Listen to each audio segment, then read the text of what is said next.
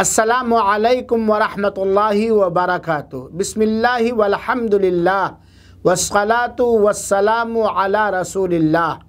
सामईन किराम, अल्लाह ताला ने कुरान मजीद की मुख्तलिफ़ आयतों में और रसूलुल्लाह सल्लल्लाहु अलैहि वसल्लम ने मुख्तलिफ़ सही अहादीस में सब्र का मकाम और रुतबा बयान फरमाया है, जो इंसान को निहायत बेहतरीन इंसान बनाने वाला अमल है।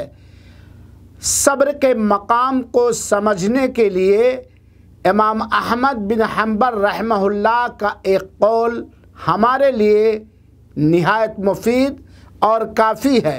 इमाम अहमद बिन हम्बल रहमहुल्लाह ने फरमाया है कि अल्लाह ताला ने कुरान मजीद के अंदर मुख्तलिफ़ मकामात पर 90 मरतबा सब्र को ज़िक्र किया है और उलमाए उम्मत का इस बात पर इत्तेहाद और इत्तेफाक और इजमा है कि सब्र वाजिब और फ़र्ज़ है।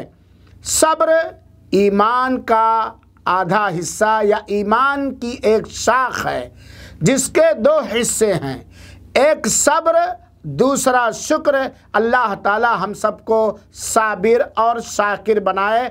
आमीन। वस्सलामु अलैकुम वरहमतुल्लाहि वबरकातुहू।